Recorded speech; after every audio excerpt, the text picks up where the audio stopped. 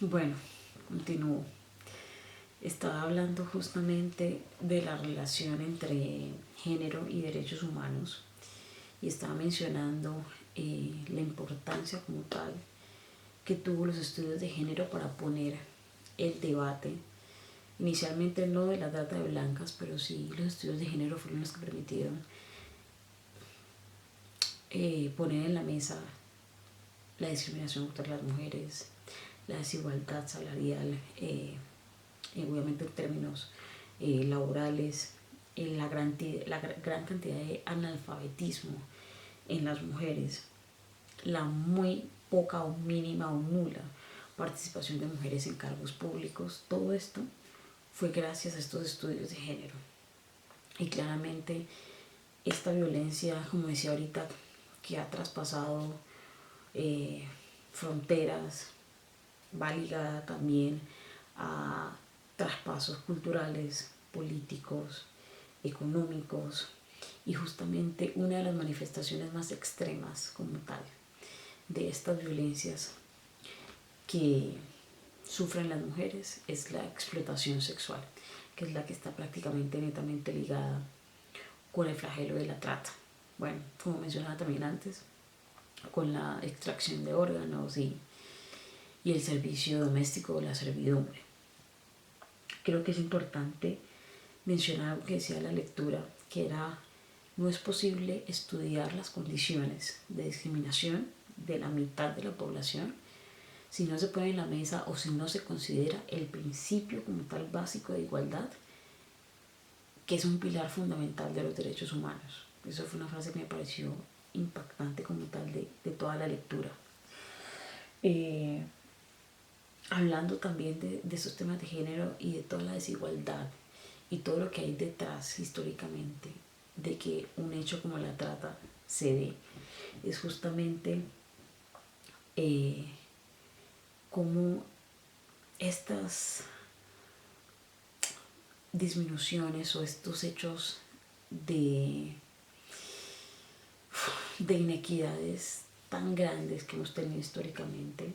han generado a que un flagelo como estos ocurra. Y claramente, en busca de una vida digna, en busca de salir de la pobreza, de la marginación, e incluso salir de la misma violencia, es lo que ha hecho que muchas mujeres decidan migrar de sus países, como lo decía anteriormente, buscando justamente unas nuevas oportunidades en territorios como este, en Estados Unidos, en Asia, en Australia, X país. Y justamente esta migración en muchos casos ocurre de manera ilegal. Y estos tránsitos, estos recorridos y todo lo que se mueve en torno a esa migración son espacios perfectos para que estas mujeres sean raptadas por estas personas. Entonces, justamente en busca de que haya una mayor facilidad para acceder a X territorio,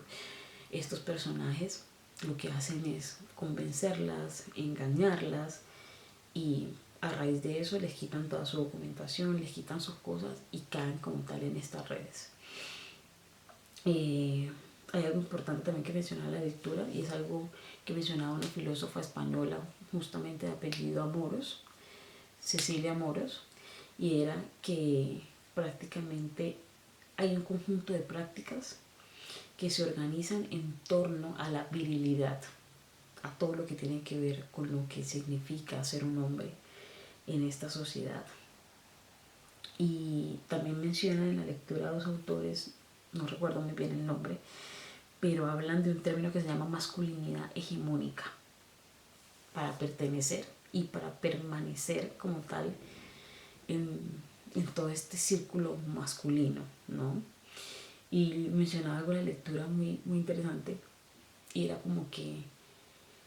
lo que implica ser un verdadero hombre como tal es erradicar, o no sé, sí, erradicar cualquier rasgo o cualquier factor como tal que pueda inducir a una confusión o a un error, ¿no? Prácticamente se puede decir lo que decían los hombres era palabra de Dios, por ponerlo en términos pues coloquiales. Y todo esto que estoy diciendo obviamente va ligado netamente a la misoginia que se podía haber representado prácticamente o fácilmente en estas conversaciones que tienen los hombres donde la mujer no tenía ningún tipo de participación. E incluso la lectura coloca un ejemplo interesante de algo que escuchamos comúnmente de la palabra, ¿cómo se dice? De pacto de caballeros, de la palabra de los caballeros, que prácticamente la lectura lo ligan con, bueno, nosotros lo hemos conocido como pacto de caballeros, como estas ciertas conversaciones que se dan entre hombres y que incluso a veces las ligan a cuando, por ejemplo, no quieren hablar de que se metieron con algún tipo de mujer para protegerlas, ¿no? Pero cuando uno va o el trasfondo, según eso fue lo que yo pude deducir como tal de la lectura, es que justamente este pacto de caballeros no solamente era para, digamos, no hablar de hechos sexuales que tuvieron o relaciones que tuvieron íntimas con alguna mujer, consensuadas o no, sino que también este tema de pacto de caballeros y estos silencios entre ellos también estaban netamente ligados a violaciones o actos atroces en contra de las mujeres, ¿no? O sea, como que lo que pasa con esta mujer, sea violación o lo que sea, pues se queda entre nosotros, no es algo que se vaya a difundir. Entonces eso me pareció bastante interesante porque creo que es una deducción que difícilmente uno hablaría, ¿no? Y sobre todo porque son palabras y conversaciones coloquiales. Eh, bueno, como decía yo anteriormente, pues el internet o las falsas promesas por internet, incluso que se dan para robar mujeres, son algunas de las formas con que estos hombres raptan a las mujeres. Y también me pareció muy interesante algo que mencionaba la lectura, y es algo que es algo como tradicional en ciertos países. Creo que México era el país que lo mencionaban, y era sobre el rapto a la novia. Que el rapto a la novia siempre se ha visto como algo heroico, algo muy romántico, pero en México literalmente pasa de que se roban a la novia, se roban a la chica, y hay veces obviamente estos robos son de manera consensuada, ¿no?